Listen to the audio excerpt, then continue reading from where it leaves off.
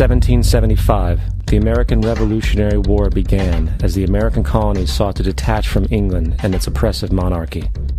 Though many reasons are cited for the revolution, one in particular sticks out as the prime cause: that King George III of England outlawed the interest-free, independent currency the colonies were producing and using for themselves, in turn forcing them to borrow money from the Central Bank of England at interest, immediately putting the colonies into debt.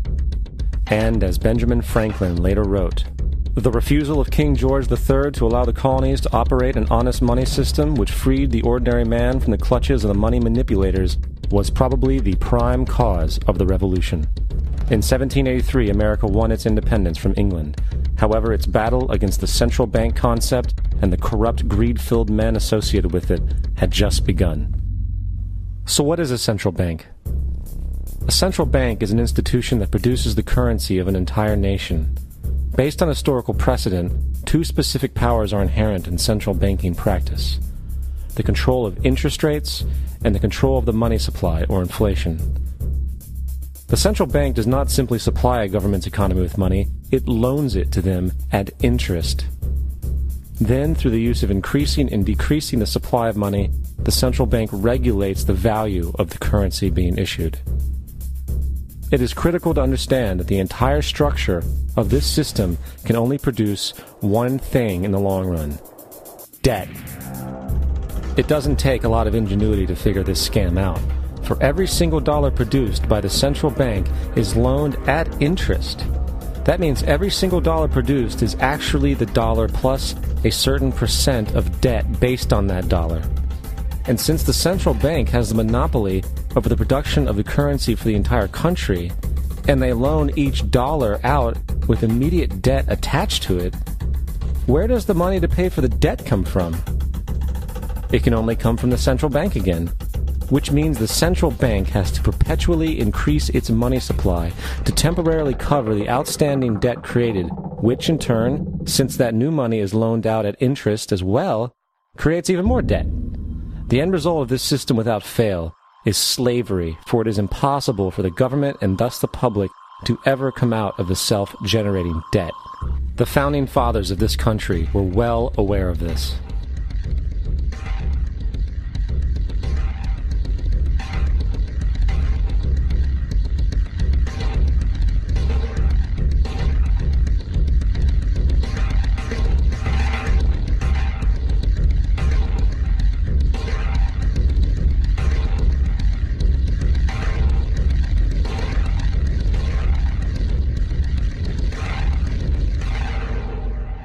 By the early 20th century, the U.S. had already implemented and removed a few central banking systems, which were swindled into place by ruthless banking interests.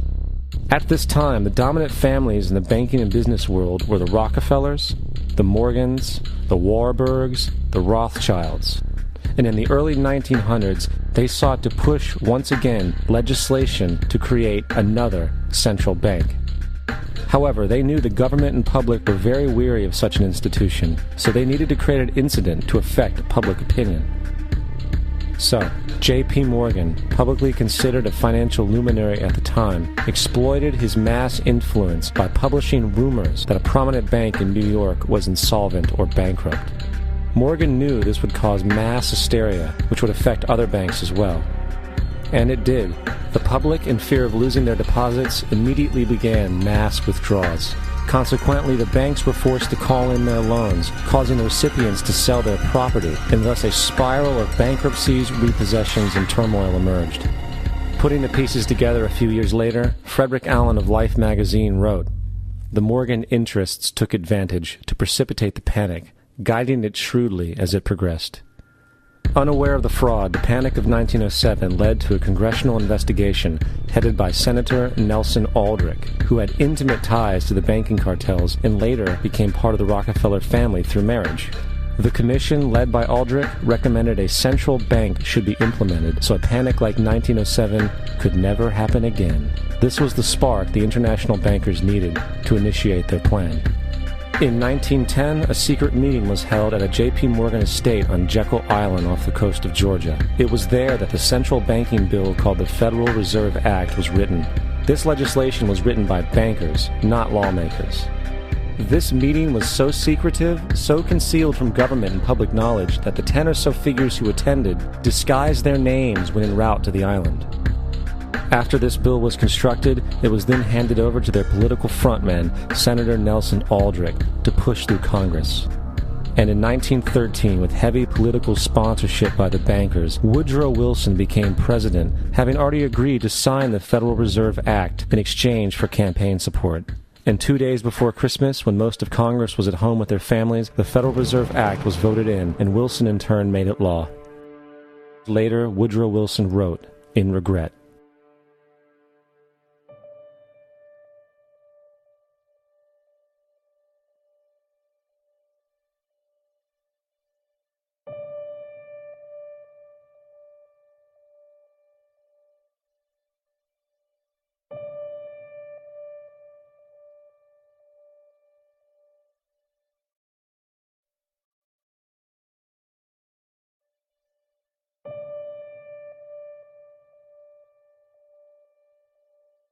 Congressman Louis McFadden also expressed the truth after the passage of the bill.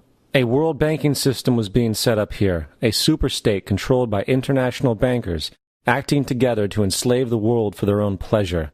The Fed has usurped the government. Now, the public was told that the Federal Reserve System was an economic stabilizer, and inflation and economic crises were a thing of the past.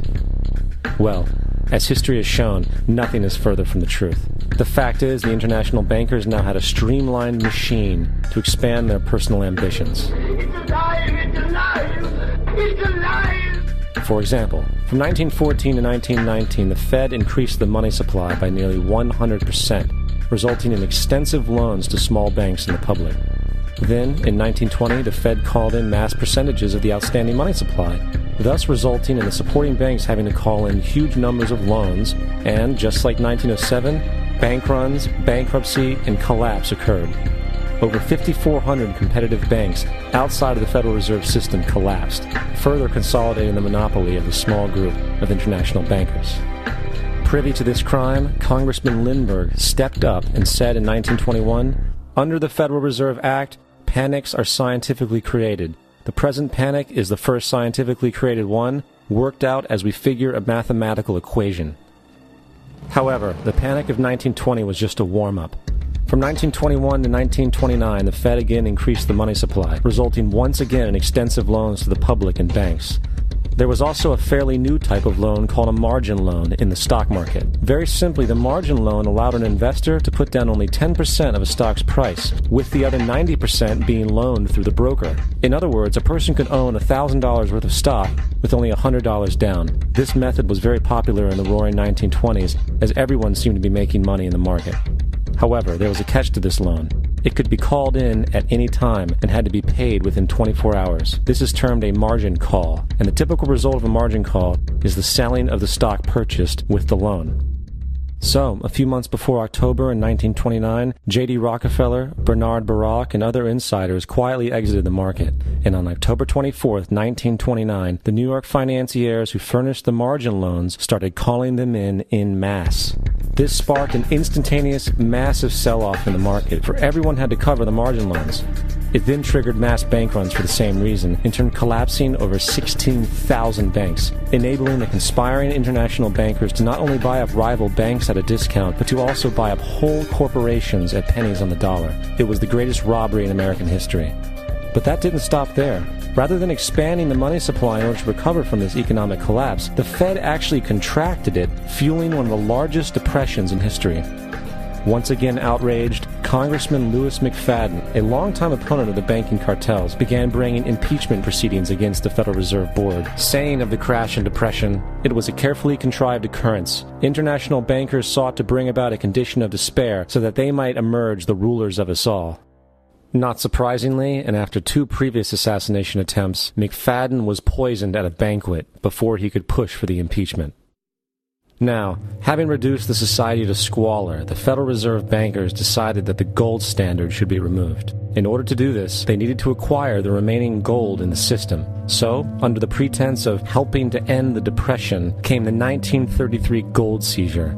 Under the threat of imprisonment for 10 years, everyone in America was required to turn in all gold bullion to the Treasury, essentially robbing the public of what little wealth they had left. And at the end of 1933, the gold standard was abolished. If you look at a dollar bill from before 1933, it says it is redeemable in gold. You look at a dollar bill today, it says it is legal tender, which means it is backed by absolutely nothing. It is worthless paper. The only thing that gives our money value is how much of it is in circulation. Therefore, the power to regulate the money supply is also the power to regulate its value, which is also the power to bring entire economies and societies to its knees.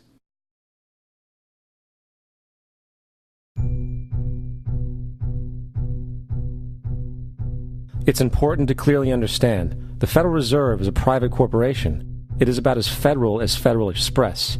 It makes its own policies and is under virtually no regulation by the U.S. government. It is a private bank that loans all the currency at interest to the government, completely consistent with the fraudulent central banking model that the country sought to escape from when it declared independence in the American Revolutionary War. Now, going back to 1913, the Federal Reserve Act was not the only unconstitutional bill pushed through Congress. They also pushed the federal income tax. It's worthwhile to point out that the American public's ignorance towards the federal income tax is a testament to how dumbed down and oblivious the American population really is. First of all, the federal income tax is completely unconstitutional, as it is a direct, unapportioned tax. All direct taxes have to be apportioned to be legal based on the Constitution. Secondly, the required number of states in order to ratify the amendment to allow the income tax was never met, and this has even been cited in modern court cases.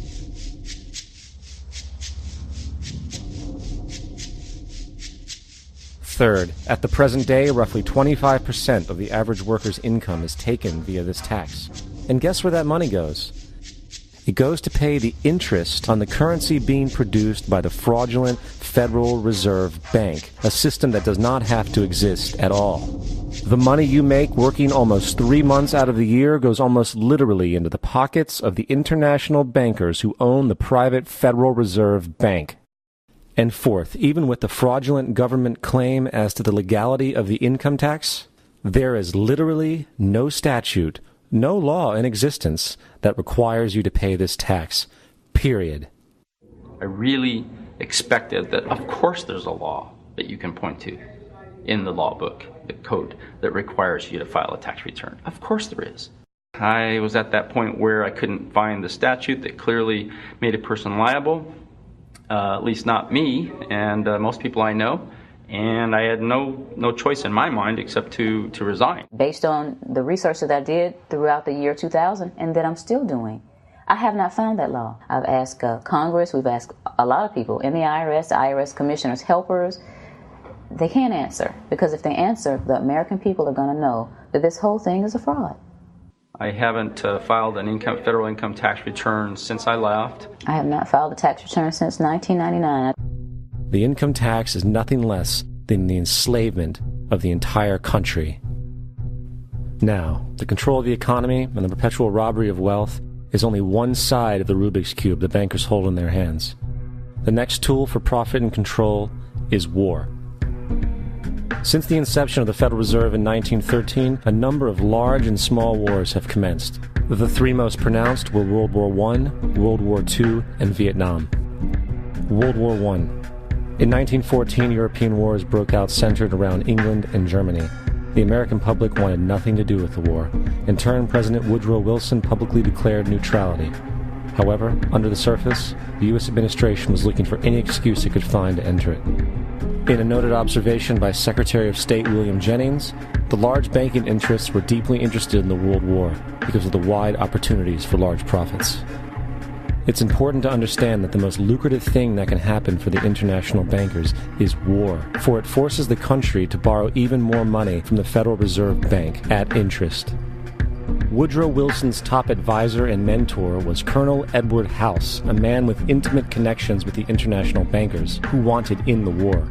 In a documented conversation between Colonel House, Wilson's advisor, and Sir Edward Grey, the Foreign Secretary of England, regarding how to get America into the war, Grey inquired, "What will Americans do if Germans sink an ocean liner with American passengers on board?" House responded, I believe that a flame of indignation would sweep the United States, and that by itself would be sufficient to carry us into war. So, on May 7, 1915, on essentially the suggestion of Sir Edward Grey, a ship called the Lusitania was deliberately sent into German-controlled waters, where German military vessels were known to be. And, as expected, German U-boats torpedoed the ship, exploding stored ammunition, killing 1,200 people. To further understand the deliberate nature of this setup, the German embassy actually put advertisements in the New York Times telling people that if they boarded the Lusitania, they did so at their own risk, as such a ship sailing from America to England through the war zone would be liable to destruction. In turn, and as anticipated, the sinking of the Lusitania caused a wave of anger among the American population, and America entered the war a short time after. The First World War caused 323,000 American deaths. J.D. Rockefeller made $200 million off of it. Not to mention the war cost about $30 billion for America, most of which was borrowed from the Federal Reserve Bank at interest, furthering the profits of the international bankers. World War II. On December 7, 1941, Japan attacked the American fleet at Pearl Harbor, triggering our entry into that war. President Franklin D. Roosevelt declared the attack was a day that will live in infamy. A day of infamy indeed, but not because of the alleged surprise attack on Pearl Harbor. After 60 years of surfacing information, it is clear that not only was the attack on Pearl Harbor known weeks in advance, it was outright wanted and provoked. Roosevelt, whose family had been New York bankers since the 18th century, whose uncle Frederick was on the original Federal Reserve Board, was very sympathetic to the interests of the international bankers, and the interest was to enter the war, as we've seen, nothing is more profitable for international bankers than war. In a journal entry by Roosevelt's Secretary of War Henry Stimson, dated November 25, 1941, he documented a conversation he had with Roosevelt. The question was, how should we maneuver them into firing the first shot? It was desirable to make sure the Japanese be the ones to do this, so that there should remain no doubt as to who were the aggressors. In the months leading up to the attack on Pearl Harbor, Roosevelt had done almost everything in his power to anger the Japanese, showing a posture of aggression. He halted all of Japan's imports of American petroleum. He froze all the Japanese assets in the United States. He made public loans to nationalist China and supplied military aid to the British, both enemies of Japan in the war, which, by the way, is completely in violation of international war rules. And on December 4th, 3 days before the attack, Australian intelligence told Roosevelt about a Japanese task force moving towards Pearl Harbor. Roosevelt ignored it. So, as hoped and allowed, on December 7th, 1941, Japan attacked Pearl Harbor, killing 2,400 soldiers. Before Pearl Harbor, 83% of the American public wanted nothing to do with the war. After Pearl Harbor, 1 million men volunteered for the war. It is important to note, Nazi Germany's war effort was largely supported by two organizations, one of which was called IG Farben. IG Farben produced 84% of Germany's explosives, and even the Zyklon B used in the concentration camps to kill millions. One of the unspoken partners of IG Farben was J.D. Rockefeller's Standard Oil Company in America. In fact, the German Air Force could not operate without a special additive patented by Rockefeller's Standard Oil. The drastic bombing of London by Nazi Germany, for example, was made possible by a $20 million sale of fuel to IG Farben by the Rockefeller Standard Oil Company. This is just one small point on the topic of how American business funded both sides of World War II. One other treasonous organization worth mentioning is the Union Banking Corporation of New York City. Not only did it finance numerous aspects of Hitler's rise to power, along with actual materials during the war, it was also a Nazi money laundering bank, which was eventually exposed for having millions of dollars of Nazi money in its vaults. The Union Banking Corporation of New York was eventually seized for violations of the Trading with the Enemy Act. Guess who the director and vice president of the Union Bank was? Prescott Bush, our current president's grandfather, and of course our former president's father. Keep that in mind when considering the moral and political dispositions of the Bush family. Vietnam. The United States' official declaration of war on North Vietnam in 1964 came after an alleged incident involving two U.S. destroyers being attacked by North Vietnamese PT boats in the Gulf of Tonkin. This was known as the Gulf of Tonkin Incident. This single situation was the catalytic pretext for massive troop deployment and full-fledged warfare. One problem, however, The attack on the U.S. destroyers by Vietnamese PT boats never happened. It was a completely staged event to have an excuse to enter the war. Former Secretary of Defense Robert McNamara stated years later that the Gulf of Tonkin incident was a mistake, while many other insiders and officers have come forward, relaying that it was a contrived farce, a complete lie. Once in the war, it was business as usual. In October 1966, President Lyndon Johnson lifted trading restrictions on the Soviet bloc, knowing full well that the Soviets were providing upwards of 80% of North Vietnam's war supplies. Consequently, Rockefeller interests financed factories in the Soviet Union, which the Soviets used to manufacture military equipment and send it to North Vietnam. However, the funding of both sides of this conflict was only one side of the coin. In 1985, Vietnam's rules of engagement were declassified. This detailed what American troops were and were not allowed to do in the war. It included absurdities like North Vietnamese anti-aircraft missile systems could not be bombed until they were known to be fully operational. No enemy could be pursued once they crossed the border of Laos or Cambodia. And most revealing of all, the most critical strategic targets were not allowed to be attacked unless initiated by high military officials. Apart from these imposed ludicrous limitations, North Vietnam was informed of these restrictions and therefore could base entire strategies around the limitations of the American forces. This is why the war went on so long. And the bottom line is this: the Vietnam War was never meant to be won, just sustained.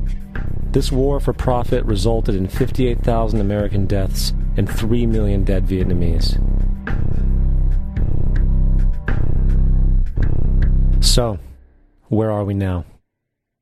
September 11th was the jumpstart for what is now an accelerated agenda by the ruthless elite. It was a staged war pretext no different than the sinking of the Lusitania, the provoking of Pearl Harbor, and the Gulf of Tonkin lie. In fact, if 9/11 wasn't a planned war pretext, it would be an exception to the rule. It has been used to launch 2 unprovoked illegal wars, one against Iraq and one against Afghanistan. However, 9/11 was a pretext for another war as well, the war against you.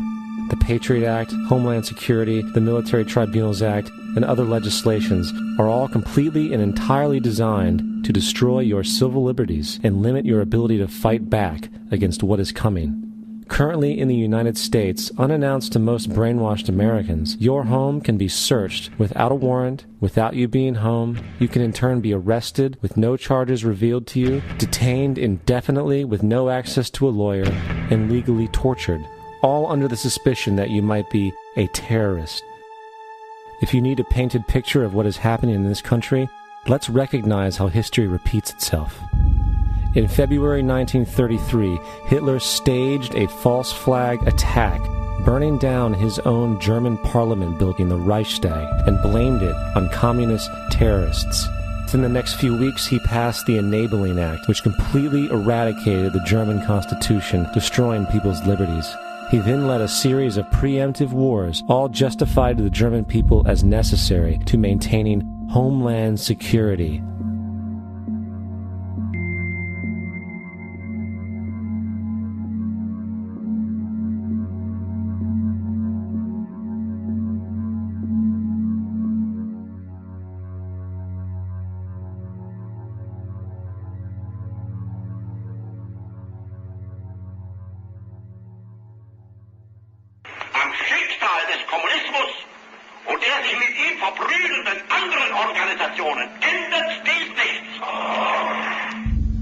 Our enemy is a radical network of terrorists and every government that supports them.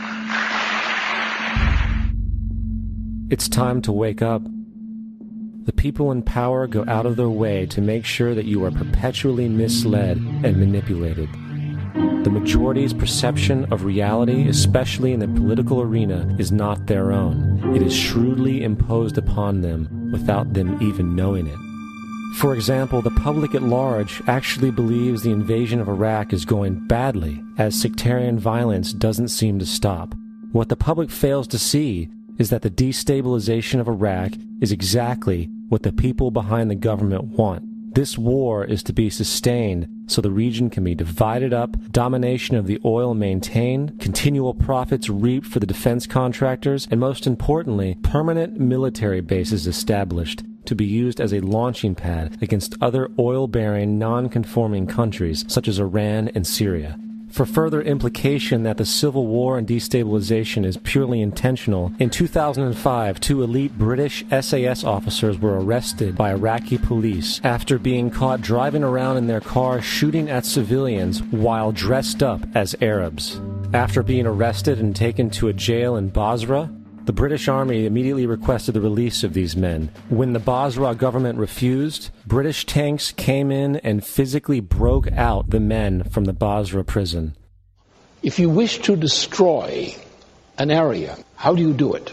Well, there are 2 ways. You can go in there and bomb it and so forth, but that is not very efficient. What you do is you try to get the people in that area to kill each other and to destroy their own territory, their own farms. And that's what's been done in that area. The way in which you destroy an opponent is get him to destroy himself by dividing his ranks against one another. Then you feed both sides. You have agents feeding both sides, inflaming both sides. And they kill each other off. And it's time that some of us woke up to this reality to understand that people who try to maintain empires and create empires do it by manipulating the people they're trying to conquer. You might want to ask yourself why the entire culture is utterly saturated with mass media entertainment from all sides, while the educational system in America continues its stupefying downward slide since the U.S. government decided to take over and subsidize the public school system.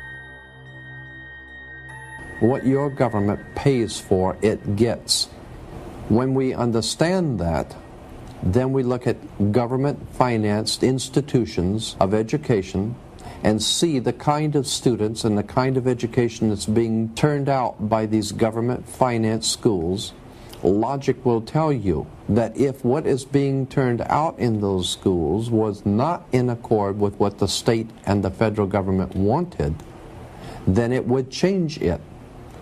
The bottom line is that the government is getting what they have ordered. They do not want your children to be educated. They do not want you to think too much. That is why our country and our world has become so proliferated with entertainments, mass media, television shows, amusement parks, drugs, alcohol, and every kind of entertainment to keep the human mind entertained, so that you don't get in the way of important people by doing too much thinking. You had better wake up and understand that there are people who are guiding your life and you don't even know it. We're in a lot of trouble because you people and 62 million other Americans are listening to me right now, because less than 3% of you people read books. Because less than 15% of you read newspapers. Because the only truth you know is what you get over this tube. Right now, there is an entire generation that never knew anything that didn't come out of this tube. This tube is the gospel, the ultimate revelation. This tube can make or break presidents, popes, prime ministers. This tube is the most awesome goddamn force in the whole godless world. And woe is us if it ever falls into the hands of the wrong people. And when the largest company in the world controls the most awesome goddamn propaganda force in the whole godless world, who knows what shit will be peddled for truth on this network. So you listen to me. Listen to me. Television is not the truth. Television is a goddamn amusement park. Television is a circus, a carnival, a traveling troupe of acrobats, storytellers, dancers, singers, jugglers, sideshow freaks, lion tamers, and football players. We're in the boredom-killing business. But you people sit there day after day, night after night, all ages, colors, creeds. We're all you know. You're beginning to believe the illusions we're spinning here. You're beginning to think that the tube is reality and that your own lives are unreal. You do whatever the tube tells you. You dress like the tube. You eat like the tube. You raise your children like the tube. You even think like the tube. This is mass madness, you maniacs. In God's name, you people are the real thing. We are the illusion. The last thing the men behind the curtain want is a conscious, informed public capable of critical thinking, which is why a continually fraudulent zeitgeist is output via religion, the mass media, and the educational system. They seek to keep you in a distracted, naive bubble, and they are doing a damn good job of it. In 2005, an arrangement between Canada, Mexico, and the United States was made. This arrangement, unannounced to the public, unregulated by Congress, merges the United States, Mexico, and Canada into one entity, erasing all borders. It's called the North American Union, and you might want to ask yourself why you've never heard of this. In fact, there is only one mainstream reporter who has actually heard of and has had the courage to cover this issue. The Bush administration's open borders policy and its decision to ignore the enforcement of this country's immigration laws is part of a broader agenda. President Bush signed a formal agreement that will end the United States as we know it, and he took the step without approval from either the U.S. Congress or the people of the United States. It's a deal that few have even heard of. It's being done again by very few people at the very top on behalf of the investment class, but the working class of people, political officials across our country, from communities, from cities and so forth, they don't know anything about this. This isn't some trade agreement. It is a total removal of sovereignty from these countries, which will also result in a completely new currency called the Amero. Fall. Apart from that, I think one thing people who are dollar-based need to focus on is the Amero. That's the one thing that nobody's talking about that I think is going to have a big impact on everybody's life in Canada, the U.S., and Mexico. The Amero is the proposed new currency for the North American community, which is being developed right now between Canada, the U.S., and Mexico to make a borderless community, much like the EU, and the dollar, Canadian dollar, U.S. dollar, and the Mexican peso replaced by the Amero. By default of this agreement, the American Constitution will eventually be obsolete. You would think that a situation like this would be on the cover of every major newspaper. That is until you realize that the people who are behind this movement are the same people behind the mainstream media, and you are not told what you're not supposed to know. The North American Union is the same concept as the European Union, the African Union, and the soon-to-be Asian Union, and the same people are behind all of them. And, when the time is right, the North American Union, the European Union, the African Union, and the Asian Union will be merged together, forming the final stages of a plan these men have been working on for over 60 years. A one-world government.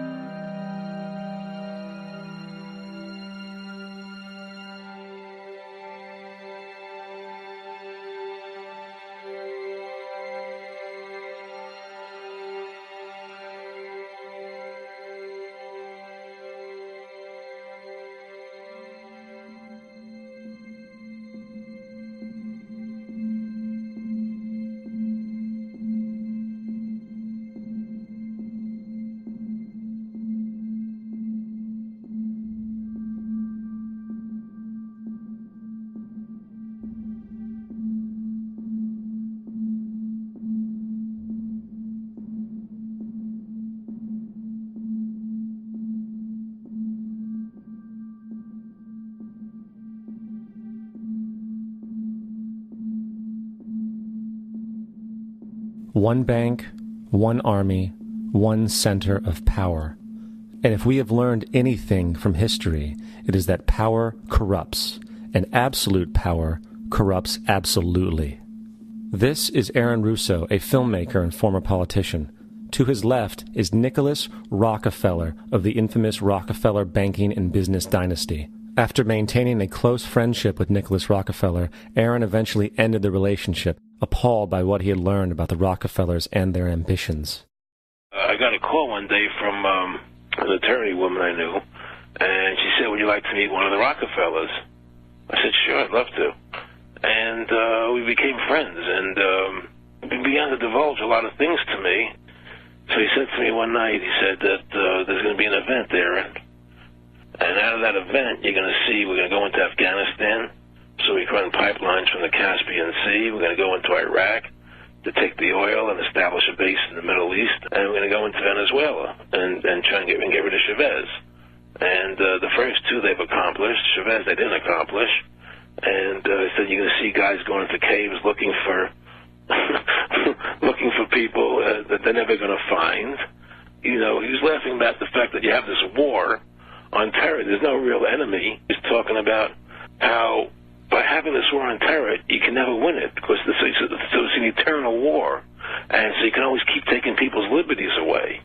And I said, how are you going to convince people that this war is real? He said, but the media can convince everybody it's real. I mean, you know, it's just that you keep talking about things. You keep saying it over and over and over again, and eventually people believe it. You know, you created the Federal Reserve in 1913 through lies. You create 9/11, which is another lie. Through 9/11, you're fighting a war on terror, and now all of a sudden you go into Iraq, which was another lie, and now they're going to do Iran. You know, and it's all one thing leading to another, leading to another, leading to another. Now, I would say, what are you doing this for? What's the point of this thing? You have all the money in the world you ever want. You have all the power. I said, you know, you're hurting people. It's not a good thing. And he would say, what do you care about the people for? Take care of yourself and you take care of your family. And then I said to him, what are the ultimate goals here? He said, the ultimate goal is to get everybody in this world chipped with the RFID chip and have all money be on those chips and everything on those chips. And if anybody wants to protest what we do or violate what we want, we just turn off their chip. That's right, microchipped. In 2005, Congress, under the pretense of immigration control and the so-called war on terrorism, passed the Real ID Act, under which it is projected by May 2008, you will be required to carry around a federal identification card, which includes on it a scannable barcode with your personal information. However, this barcode is only an intermediary step before the card is equipped with a Verichip RFID tracking module, which will use radio frequencies to track your every move on the planet. If this sounds foreign to you, please note that the RFID tracking chip is already in all new American passports. And the final step is the implanted chip, which many people have already been manipulated into accepting under different pretenses. We have a Florida family who are really pioneers in a brave new world. They have volunteered to be the first ever to have microchip identification devices implanted into their body. After 9/11, I was really concerned with the security of my family. I wouldn't mind having something planted permanently in my arm that would identify me. In the end, everybody will be locked into a monitored control grid where every single action you perform is documented. And if you get out of line, they can just turn off your chip, for at that point in time, every single aspect of society will revolve around interactions with the chips. This is the picture that is painted for the future if you open your eyes to see it. A centralized one-world economy where everyone's moves and everyone's transactions are tracked and monitored, all rights removed. The most incredible aspect of all. These totalitarian elements will not be forced upon the people. The people will demand them. For the social manipulation of society through the generation of fear and division has completely detached humans from their sense of power and reality. A process which has been going on for centuries, if not millennia. Religion, patriotism, race, wealth, class, and every other form of arbitrary, separatist identification and thus conceit has served to create a controlled population, utterly malleable in the hands of the few. Divide and conquer is the motto, and as long as people continue to see themselves as separate from everything else, they lend themselves to being completely enslaved. The men behind the curtain know this, and they also know that if people ever realize the truth of their relationship to nature and the truth of their personal power, the entire manufactured zeitgeist they prey upon will collapse like a house of cards.